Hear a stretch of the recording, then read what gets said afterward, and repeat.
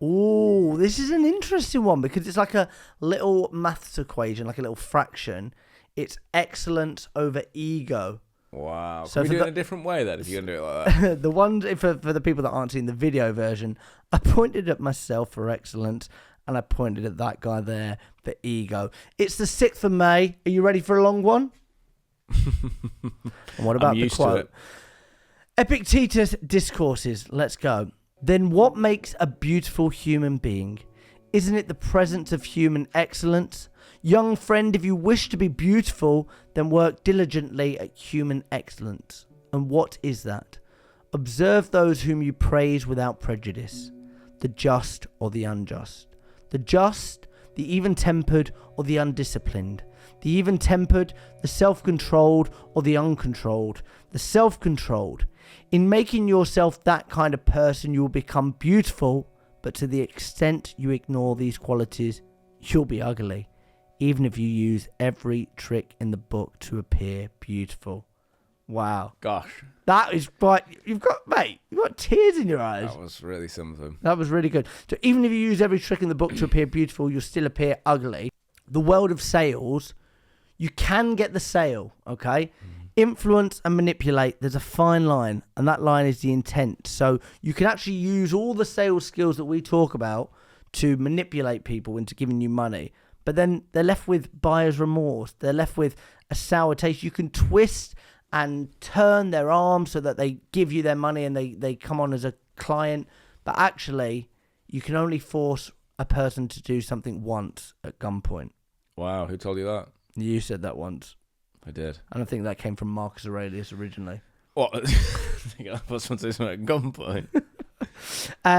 So this makes me think about doing the right thing, no matter, like, so not discounting, not trying to just squeeze it over the line, but actually just like doing the right thing and having that transparency.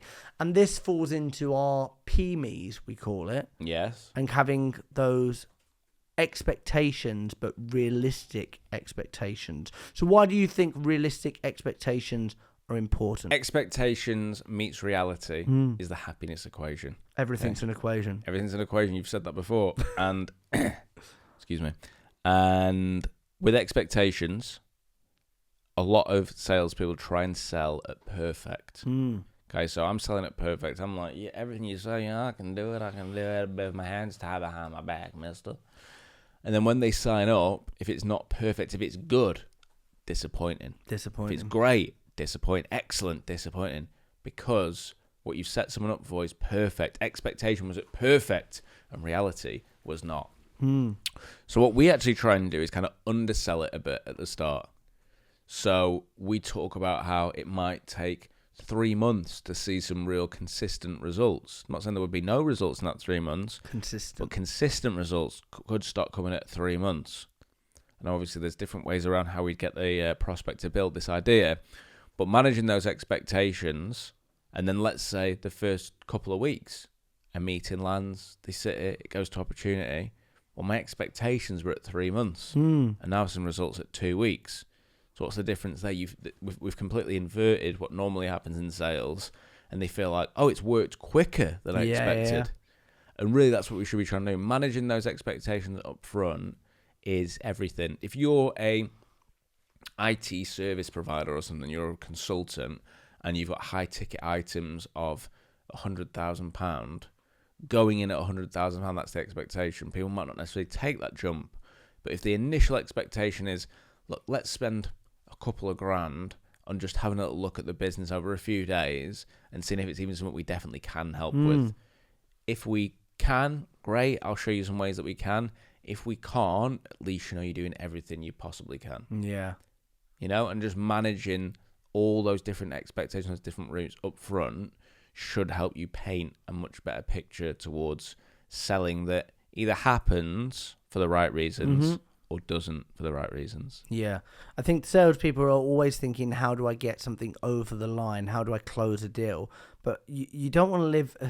It's hard to shift the perspective, but when you're a business, you don't want to live in this feast or famine. You want people to come on board and be a client for the next 20, 30 years.